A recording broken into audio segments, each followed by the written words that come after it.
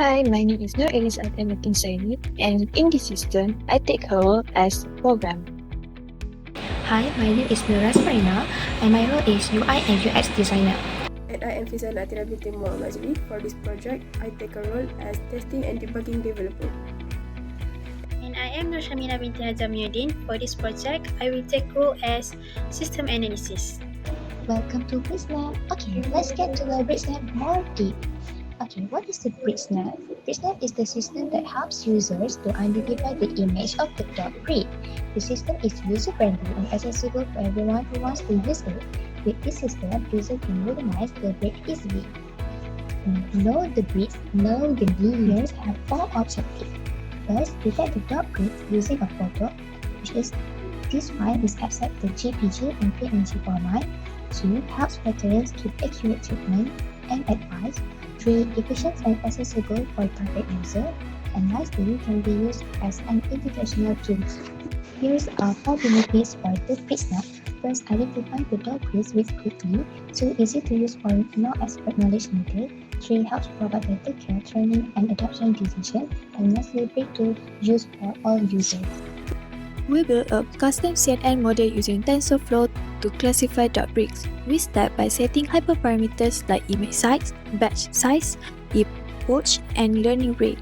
Then, we prepare the data using image data generator with argumentation like rotation, zoom, and flipping to improve generalization. The model architecture includes 4 convolutional layers with max pooling, followed by dense layer with dropout to reduce overfitting, and ends with a softmax layer for prediction. It's compared with ADAM optimizer and trained with early stopping to avoid overfitting. Finally, the model is safe and ready for prediction. GUI function is how the GUI is put, which is how the structure or layouts are created. In our system, GUI functions are responsible for showing the pop-up message inbox, buttons, and allow to choose file from JPG, JPEG, and PNG format for inserting the image. GUI setup mostly are used for user action and output for the system.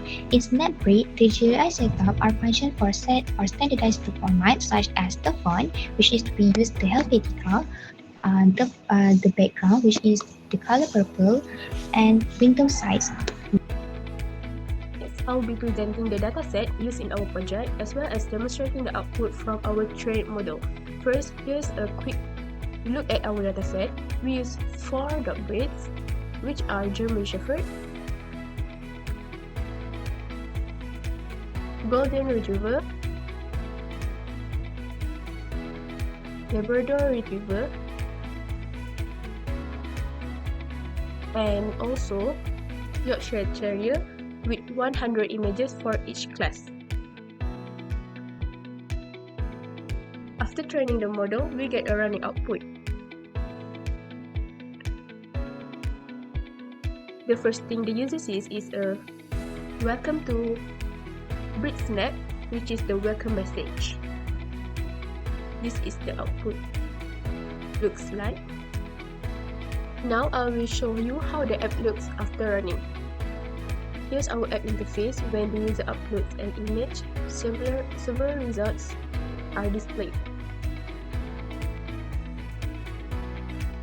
First, we show the predicted breed for our chosen image, which is Labrador Retriever with confidence 87.97%. Then a bar chart appears showing the prediction confidence for all 4 classes. A summary of the prediction is also provided. And if the image is black and white or not of adult, the app will also respond appropriately. For example,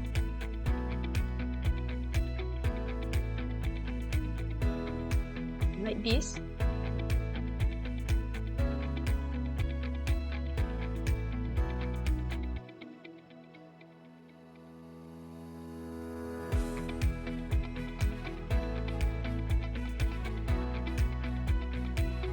And also this.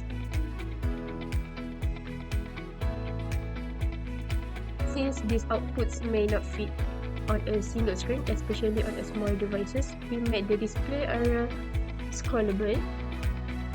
This ensures the user can easily view all content, including the bar chart, prediction, and any error messages without anything being cut off.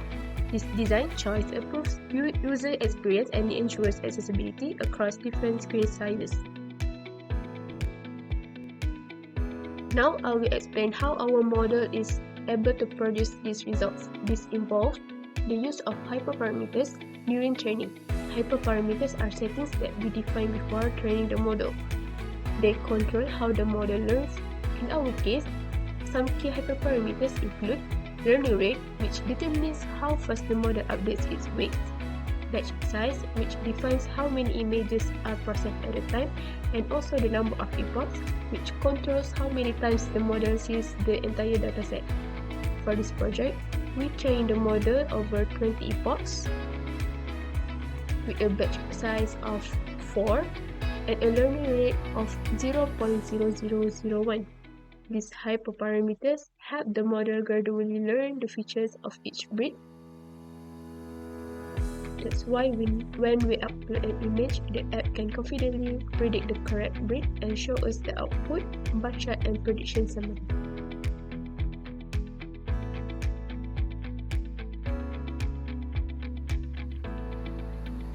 So after uploading an image, the model processes it through the Trained Convolutional Neural Network CNN. The predicted breed will appear here, along with the confidence percentage.